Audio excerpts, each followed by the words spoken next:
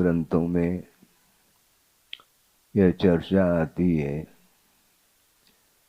कि संसार के लिए कारण आश्रव एवं बंध तत्व बताया और मुक्ति के लिए संवर और निर्जरा का उल्लेख किया है, जिसके माध्यम से मोक्ष की उपलब्धि होती है।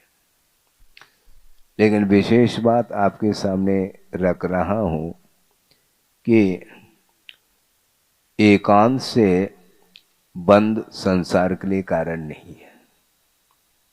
महाराज, आप बंध का समर्थन करना चाहो क्या? मैं नहीं कर रहा हूं, किंतु आगमकार स्वयं कह रहे हैं दुर्गति के लिए कारणभूत जो बंध है वह हमारे लिए अभिशाप सिद्ध होता है। किंतु पाप कर्म की निर्जरा, पाप कर्म के क्षय के लिए जो बंध होता है, विश्व कल्याण के निमित्त को लेकर के जो कर्म का अर्जन होता है, वह बहुत सात्स्य पुण्य के रूप में उसको स्वीकार किया है।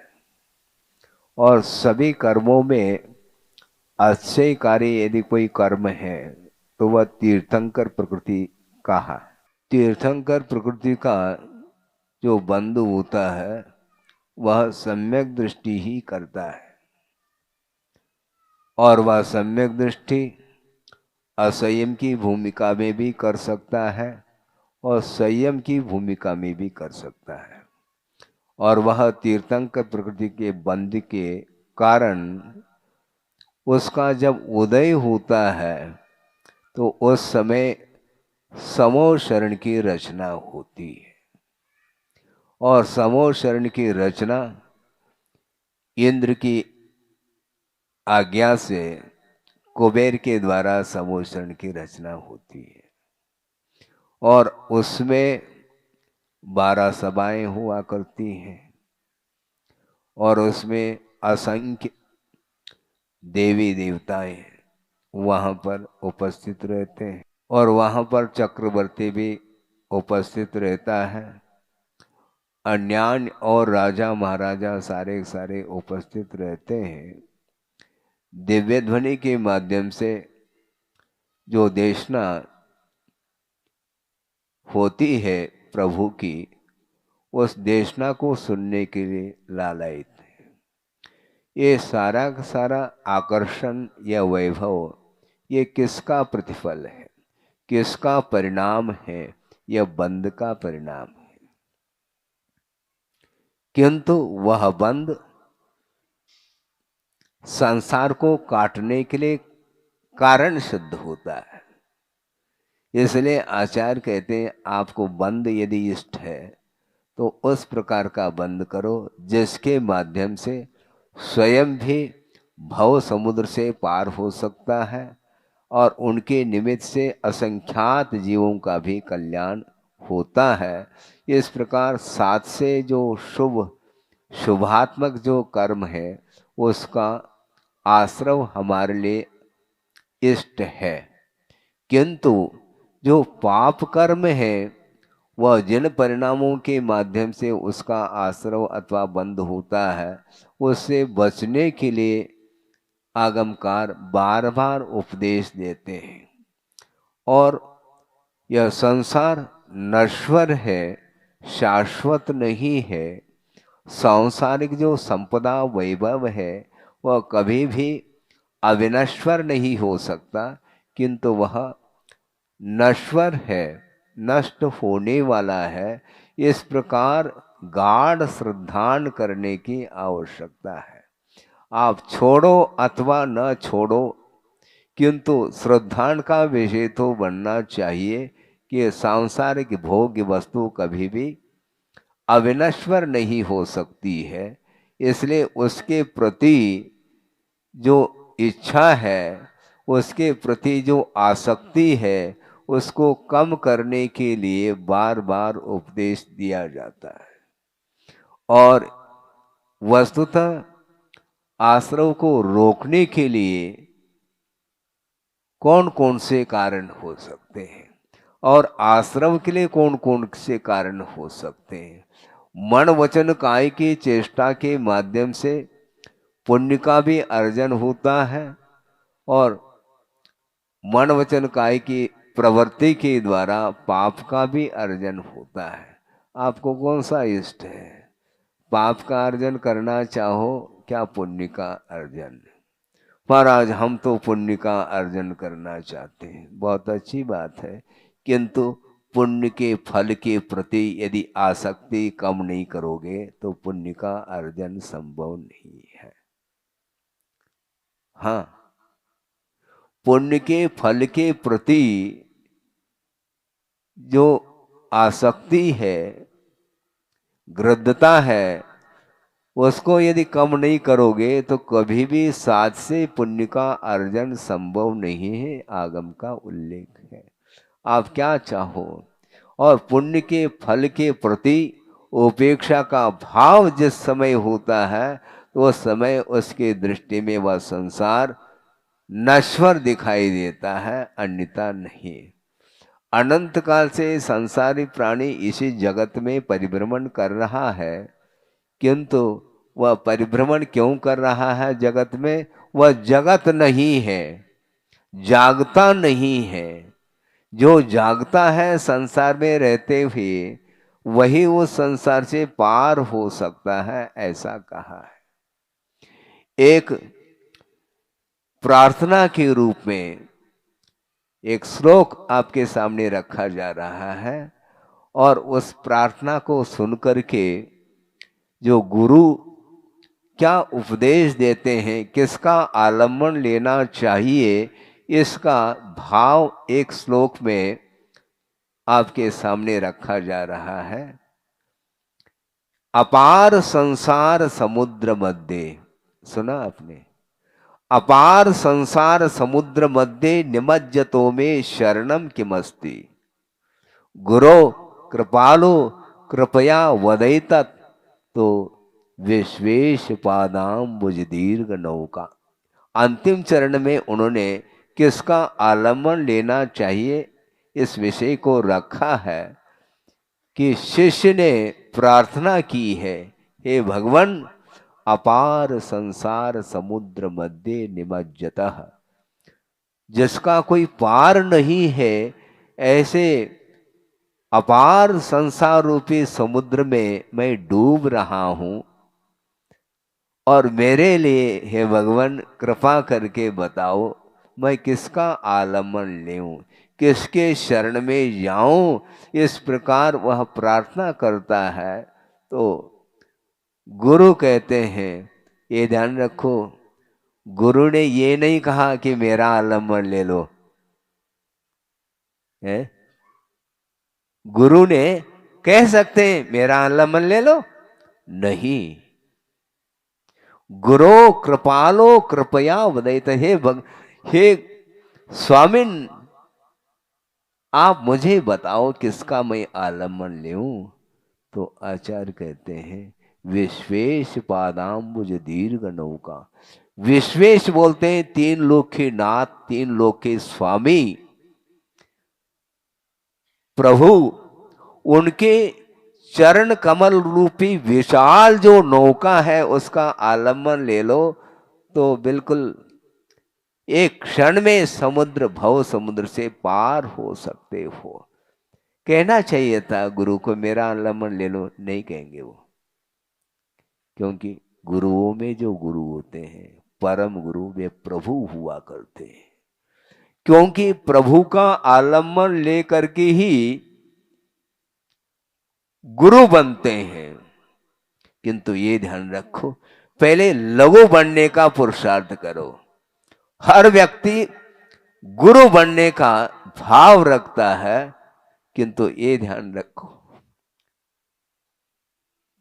पहले लघु बनो, लघुतम बनने का पुरुषार्थ करना है हमें, उसके बिना प्रभु बनने के लिए और कोई भी उपाय नहीं है। अनंत शक्ति के धारक वे प्रभु तीर्थंकर हुआ करते हैं, मोक्ष मार्ग के नेता होते हैं और हम भी नेता बनना चाहते हैं। है? हम शासन चलाना चाहते हैं, किंतु आचार्य कहते हैं पहले आत्मान शासन की बात करो। विश्व को शासित करने के लिए हर व्यक्ति खड़ा हो जाता है, मैं विश्व को अपने अंडर में रख लूं, पूरे विश्व को मैं हैंडल करूं। किंतु आचार्य कहते हैं किसी दूसरे की हैंडओवर करो तो मुक्त हो जाओ। ये हैंडल करने का जो भाव है, ये गुरु बनने का भाव माना जाता है। ये ठीक नहीं है। इसलिए आत्मानुशासन की आवश्यकता। जिसकी आत्मा शासित नहीं है, अनुशासित नहीं है, स्वच्छंद प्रवृत्ति करने वाली आत्मा कभी भी वह शास्ता नहीं बन सकती। विश्व की शास्ता शासक बनने के लिए वस्तुतः अपने आत्म तत्व की पहचान करने की आवश्यकता होती है। अपने आत्म तत्व की पहचान, अपने आत्म तत्व का स्वरूप का बोध जिसे ज्ञात नहीं है, वह कदम कदम पर उसके अंदर दूसरे को अपने अंडर में रखने का भाव, दूसरे को संचालित करने का भाव, आधिपत्य का भाव, अधिकार का भाव सामने आता है। इसी को हमें समाप्त करना है। इसलिए आद हिदम का दब्बम कहा, आत्मा का हित करो, पर का हित अपने आप हो जाएगा। पर के हित करने के लिए हम कदम बढ़ाते हैं, आचार्य कहते हैं कोई आवश्यकता नहीं। पर का हित जो होता है, मौन रह करके जो साधना करने वाला साधक है, उसके माध्यम से पूरे संसार का हित हो सकता है। उपदेश की भी कोई आवश्यकता नहीं पड़ती है। 2-4 दिन पहले भी हमने बात रखी थी आपके सामने कि प्रभु भगवान दीक्षित होते हैं। भगवान नहीं दीक्षित होते हैं, व्यवहार में कहने में आता है भगवान की दीक्षा होती है। भगवान का दीक्षा कल्याणक नहीं होता है, किंतु कुमार का कल्याण होना है। वृषभ कुमार, अभी वृषभ सागर नहीं बना, नाथ तो बाद में बनेगा है, अभी होनहार है। तो वो वृषभ कुमार जिन्हें जब वैराग्य हो जाता है तो वन की ओर उनके कदम बढ़ते हैं और माता पिता रुदन करते रहते हैं, बार बार समझाने का पुरुषार्थ करते हैं। बाद में साधना कर लेना, अभी तो वैभव जो आपके लिए मिला है, उस वैभव को आप निश्चिंत हो करके उसका उपभोग करें। इस प्रकार बार बार भगवान के माता पिता की भी इच्छा होती है। कौन चाहता है अपना पुत्र संत बन जाए? है? कोई चाहता है? संत बनना अच्छा नहीं है क्या? अच्छा तो महाराज, लेकिन सब आपके लिए, मेरे लिए थोड़ी। आप तो बन गए, आप संत बनो, महंत बनो, किंतु वहां तक पहुंचने की क्षमता, कैपेसिटी हमारे अंदर कहाँ है? इसलिए भगवान के माता पिता भी वह रुदन मचा रहे हैं। इसके उपरांत भी वैराग्य एक बार उत्पन्न होता है, वह उसकी गाड़ी रिवर्स नहीं हो सकती और आगे बढ़ते चले जाते। सोचो, विचार करो। उनके अंदर विश्व कल्याण करने का भाव नहीं है ऐसा नहीं, किंतु विश्व का कल्याण करने वाला जो व्यक्ति है वह स्वयं का कल्याण पहले कर ले। गुरुदेव ने एक बार कहा था, हालांकि व्यवहार का वो निषेध नहीं करते हैं, किंतु श्रमण जीवन भर व्यवहार में न उलझे, उसको निश्चय तक पहुंचाना है। इसलिए उनका ये कहना था कि किसी ने मुनि महाराज के दर्शन किए और उन्होंने धर्म वृद्धि का आशीर्वाद दिया। तो उस समय गुरुदेव का ये कहना था, तुम्हारा कल्याण हो गया क्या? तुम्हारा स्वयं का कल्याण हो गया? दूसरे के कल्याण के लिए तुम आशीर्वाद का हाथ उठाते हो। निषेध नहीं करते हो, किंतु इसमें ज्यादा रुचि नहीं लेना चाहिए। रुचि का अर्थ दूसरे को आकर्षित करके दिन भर हम आशीर्वाद का ही हाथ सामने रखें तो वह कभी भी, सामने वाला जो व्यक्ति है वह कभी भी धर्म से आकर्षित नहीं हो सकता। वस्तुतः हाथ उठाने से, आशीर्वाद का हाथ उठाने से ही कल्याण होता है, ये अनिवार्य नहीं है। श्रवण साधना में लीन है, सामायिक अथवा ध्यान में लीन है, उस समय श्रावक आया है, चरणों में नतमस्तक हो रहा है, तो अपना ध्यान छोड़ करके आशीर्वाद दे दे, क्योंकि आशीर्वाद से तो कल्याण होता है महाराज, ये ध्यान रखो।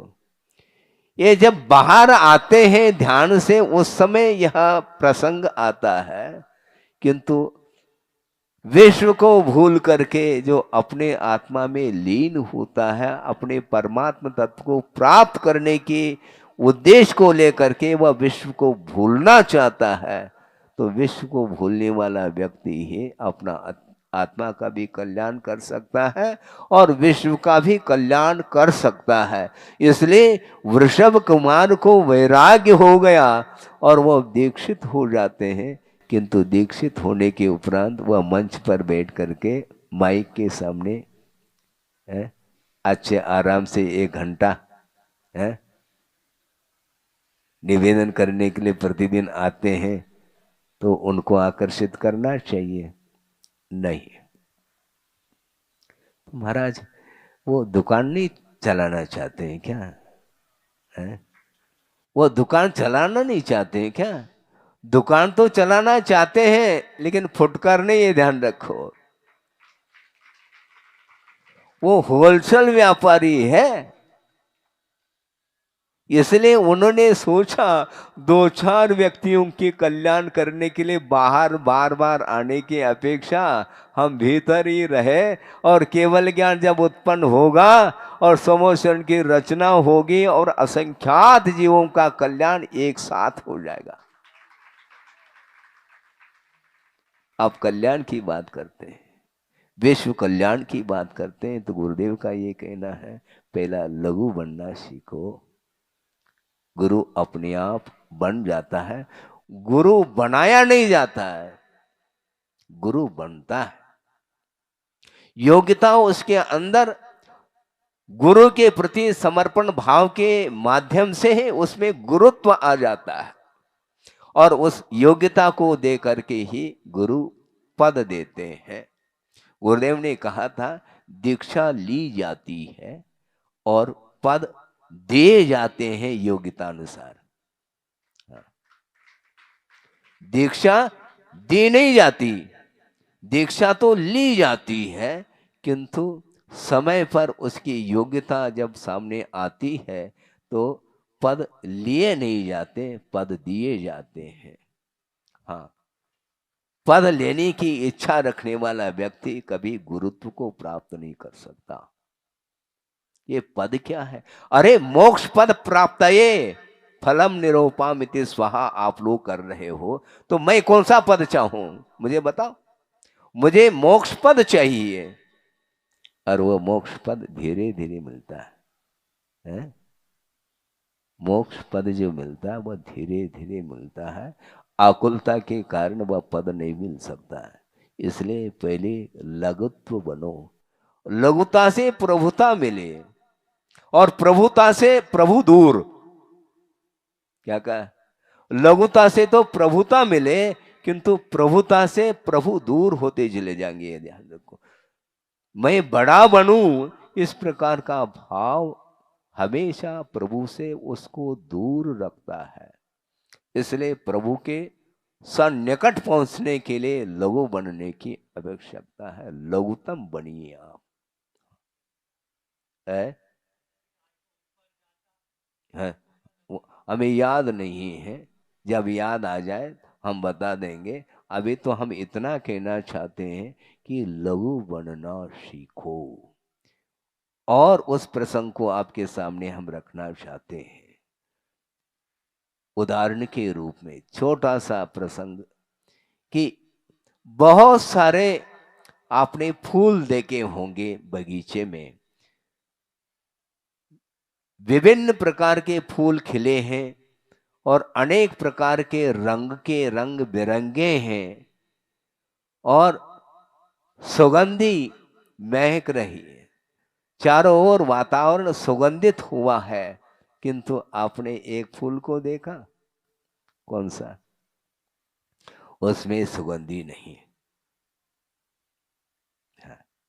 उसका कोई विशेष रंग नहीं, किंतु वह कौन सा फूल है महाराज? आप लोग बोलते हैं अकौवा का फूल, जिसको आचार्यों ने अर्कतूल कहा है। अकौवा का जो फूल होता है, वह फूल, वह उसमें कोई सुगंधी नहीं, और इस उसमें इतने सूक्ष्म सफेद सफेद बाल है, रोम है, और वह आसमान में उड़ रहा है। देखा आपने कभी? देखने का प्रयास करो, और उसको देख करके छोटे छोटे बच्चे, उसके लिए वह मनोरंजन का केंद्र बना हुआ है, मनोरंजन का केंद्र बना हुआ है। वह अधर में आसमान में उड़ रहा है, किंतु उड़ते उड़ते उड़ते धीरे धीरे मान लो ऑक्सीजन की कमी के कारण, हवा की कमी के कारण वह धीरे धीरे धीरे नीचे की ओर आ रहा है, और नीचे की ओर आते ही धरती का टच किया उसने, किंतु धरती सूखी नहीं थी, किंतु वहां पर कीचड़ मचा हुआ था, और वह कीचड़ में वह आंख का फूल गिर जाता है।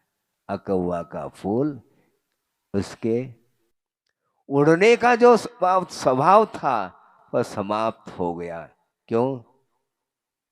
क्यों हुआ है?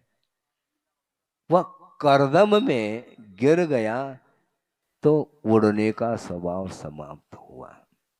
इसी को बोलते हैं अटैच। किसी से अटैच होना चाहते हो तो तुम उड़ नहीं सकोगे, ध्यान रखो। हाँ, अपने आत्म तत्व के प्रति कोई रुझान नहीं है, आत्म स्वरूप को प्राप्त करने की कोई लगनशीलता नहीं है, और पर वस्तु को पकड़ने की बात आती है, तो व्यक्ति कभी भी अपने स्वभाव को प्राप्त नहीं कर सकता, उड़ेगा नहीं, उसकी ऊर्ध्व गति नहीं हो सकती, उसका अधःपतन होता है, ऐसा कहा है। वो उड़ रहा था अकौवा का फूल अर्कतूल, क्योंकि वह हल्का था, और जो ही पर वस्तु से उसका अटैच हो गया, संबंध हो गया, तो संबंध होते ही वह बंध का कारण माना जाता है। इसलिए दूसरे से दूर रहो, पर पदार्थ से दूर रहो, ये कहा है? भगवान से आप टच नहीं कर सकते, ये ध्यान रखो है। महाराज के चरण स्पर्श तो कर सकते हैं मंच पे आकर के, किंतु 4 अंगुल जो ऊपर उठे हुए भगवान हैं, समोशरण 500 धनुष ऊपर विराजमान है समोशरण में, किंतु उनके निकट तो पहुंच सकते हो, किंतु डोंट टच, टच नहीं कर सकते, आप स्पर्श कर ही नहीं सकते, इतना उनका अतिशय है। स्पर्श, प्रभु का स्पर्श करने का भाव रखो, पर वस्तु के साथ हाथ मत लगाओ। हाँ, पर वस्तु के प्रति हाथ नहीं लगाना, पर वस्तु को प्राप्त करने के लिए हाथ नहीं दिखाना, ये ध्यान रखो। अपने आत्म स्वरूप को प्राप्त करने के लिए हाथ जोड़ने की आवश्यकता, हाथ दिखाने की आवश्यकता। हाँ, ये सब आगम में लिखा हुआ है, मैं अपने तरफ से कुछ भी इसमें बगार नहीं लगा रहा हूं। हाँ, हाँ, छोंक लगाया जाता है? रसोई बनाते हैं, दाल सब्जी बना लेते हैं, उबाल देते हैं, उसके उपरांत छोंक लगाते हैं, उसको बगार बोलते हैं। वह बगार लगाने से वह बिगड़ जाता है, वो इसलिए हम बगार नहीं लगाते हैं। जो आगम में यथार्थ तत्व का जो विश्लेषण किया है उसको आपके सामने निर्भीकता के साथ उसका उस विषय को रखा जा रहा है। किसी व्यक्ति विशेष के प्रति कोई कटाक्ष नहीं है, क्योंकि वस्तु तत्व का स्वरूप है, उसमें कटाक्ष कहाँ है। इसलिए प्रभु बनना चाहो तो सर्वप्रथम लघु बनने का पुरुषार्थ करो। और लघु कौन बनता है? तीन लोग के पति, जगतपति बनना है। उद्योगपति जी, हाँ, जगतपति बनना है तो जगतपति बनने के लिए पूरा निछावर किया जाता है, ये ध्यान रखो, तब सर्वतोभद्र बनता है। बार बार सोचो नहीं। सर्वतोभद्र, चारों ओर से भद्रता, उसके दर्शन करते ही भद्रता आ जाती है जीवन में। इसलिए सर्वतोभद्र के लिए गुरुदेव ने मंगलमय आशीर्वाद दिया है और आप लोगों के कंधों पर वह दायित्व दिया है, भार दिया है। उस भार को लेकर के चलना है। महाराज बहुत बड़ा भार है, जल्दी करो ना, फिर भार उतर जाएगा। जल्दी करो। बिल्कुल यूनिक बनना चाहिए।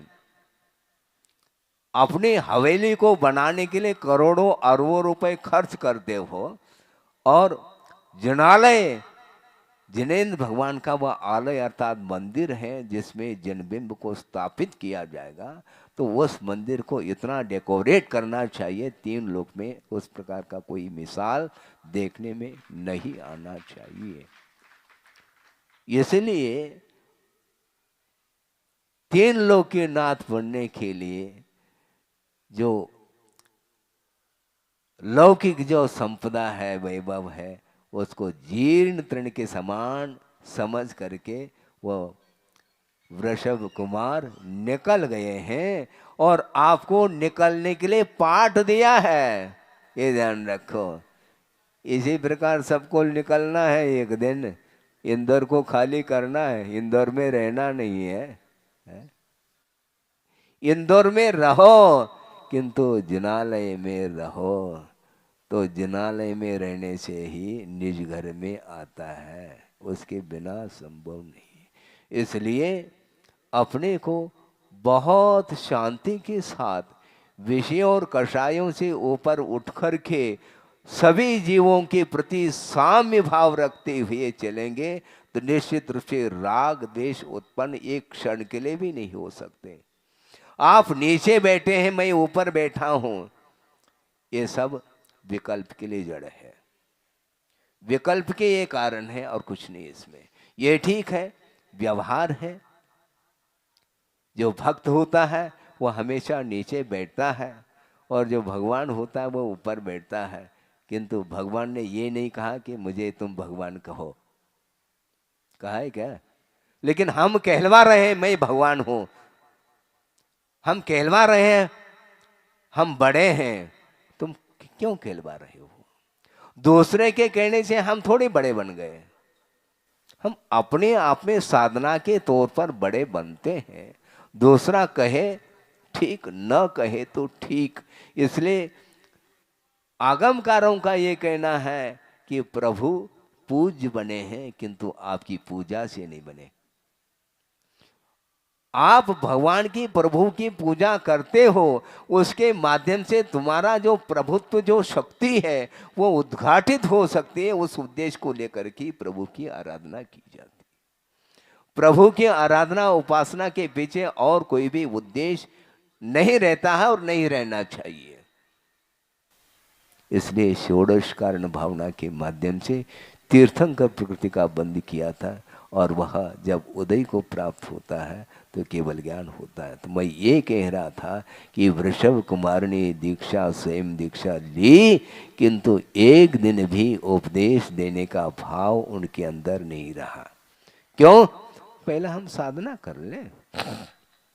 गुरुदेव ने कहा था, प्रसंग के अनुरूप कह रहा हूँ कि हजारों की संख्या में पंगत बैठी है भोजन के लिए और परोस रहा है, परोसने वाला यदि भोजन पहला नहीं करेगा तो परोस नहीं पाएगा, पक्की बात है। क्योंकि परोसते परोसते परोसते दिन अस्त हो सकता है। तो परोसने के लिए स्वयं क्या क्षमता भी तो चाहिए, एनर्जी चाहिए, स्वयं के भीतर शक्ति चाहिए। इसलिए भगवान ने सोचा पहले अच्छे ढंग से हम अनंत शक्ति को धारण कर लें ताकि सबका हम कल्याण कर सकें। हाँ, आत्म कल्याण के बिना पर का कल्याण संभव नहीं है।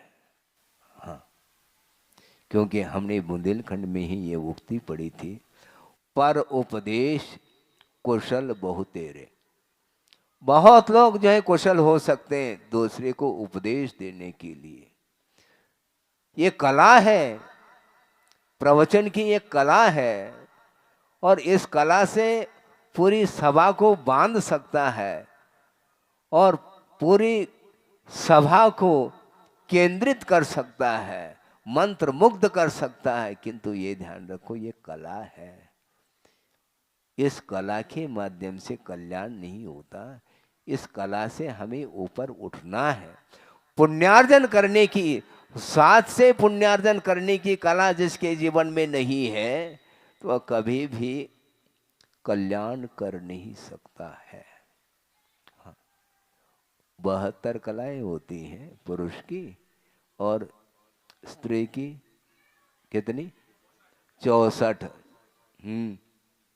कम है उनके अंदर कला, आपके अंदर ज्यादा कला है। उससे हम फूल रहे हैं, हमारे अंदर 72 है। फूलो नहीं, क्योंकि ये कलाएं दूसरे के लिए आकर्षित कर सकती हैं। आत्म तत्व को आकर्षित करने के लिए इन कलाओं से ऊपर उठने की आवश्यकता है। हाँ, आत्म तत्व को समझने के लिए आत्मा में लीन होने की जो कला है वह अद्भुत कला है। उस कला को हासिल करने के लिए प्रभु ने सोचा अब हमें सभा के बीच में नहीं रहना, सभा से दूर रहना है, सभा से और सभासदों से। क्या? बहुत कठिन काम। हाँ, सभासद बैठे हैं किंतु अनेक प्रकार के भावों को लिए हुए बैठ सकते हैं। किंतु आचार्य कहते हैं कि उपदेश सुनते सुनते सुनते काफी समय व्यतीत हुआ है, अभी भी वह आत्म तत्व हाथ नहीं लग पा रहा है। क्यों? इस पे एक ही कारण है, वह भारी बन रहा है। भारी बनने वाला व्यक्ति कभी भी उत्थान को प्राप्त नहीं हो सकता, निश्चित रूप से वह पतन को प्राप्त होता है। इसलिए परिग्रह से दूर रहो, परिग्रह से दूर रहो। और कौन से परिग्रह? मात्र बहिरंग परिग्रह से दूर रहना पर्याप्त नहीं। क्षेत्र, वास्तु, हिरण्य, सुवर्ण, धन, धान्य, दासी, दास, कुप्य और भांड, इस प्रकार के 10 प्रकार के बहिरंग परिग्रह है। इनका तो विमोचन करना ही है, किंतु 10 प्रकार के बहिरंग परिग्रहों के विमोचन करने के उपरांत भी यदि सत्ता का भाव भीतर है तो वह कभी भी 3 लोक के ऊपर पहुंच नहीं पाएगा। अभी बहुत भारी है वो। बहिरंग परिग्रह से भी भयानक परिग्रह अंतरंग परिग्रह हुआ करता है। जो मूर्छा भाव है वह भयानक रूप ले लेता है। ये मानसिक भूख है। शारीरिक जो भूख है वो 2-4-6 रोटी ले लिए, बस हो गया, 2-4 घंटे के लिए आराम करेंगे आप। किंतु मन की जो भूख है, जो मानसिक तृष्णा है, उसको कभी भी हम दूर नहीं कर पाएंगे। गुरुदेव ने एक मुहावरा सामने रखी थी, वो कन्नड़ में है किंतु उसका भाव आपके सामने रख रहा हूँ। वो ये है, उन्होंने कन्नड़ में वो उक्ति कही थी कि हुनसी मुप्पादरे हुली मुप्पे। ये प्रश्नार्थक है ये सूक्ति। एक वृक्ष है, इमली का वृक्ष है, वह बहुत बूढ़ा हो गया है वृक्ष, किंतु उसकी खटास बूढ़ी नहीं हुई। क्या सुना? इमली का वृक्ष बूढ़ा हो चुका है, धराशायी होने को है, इसके उपरांत भी उसकी जो खटास है वह बूढ़ी नहीं हुई। इसलिए बहिरंग परिग्रह के त्याग के उपरांत भी यदि खटास बनी है तो कभी भी उसका उत्थान संभव नहीं। इसलिए अंतरंग जो परिग्रह है, तृष्णा है, जो आसक्ति है, गृद्धता है, पर वस्तु के ऊपर जो है एक प्रकार से अधिकार प्राप्त करने का भाव है, उसको जब तक आप समाप्त नहीं करोगे तब तक कभी भी आत्म तत्व दिखाई नहीं देगा। अपनी अपनी पर्सनैलिटी को देखने के लिए हाँ, सुबह उठते ही आईने का प्रयोग करते हैं, दर्पण में देखते हैं, किसको देख रहे हो? परमात्म तत्व को देख रहे हो क्या? परमात्म तत्व उस दर्पण में, आईने में देखने में आता है? नहीं आता। किंतु प्रतिदिन उसका एक आवश्यक बना हुआ है। जिस प्रकार श्रमण लोग स्वाध्याय करते हैं प्रतिदिन, उसी प्रकार वह प्रतिदिन उठते ही नहा धो करके क्या करता है, बाहर निकलने के पहले हाँ, अपने आप को,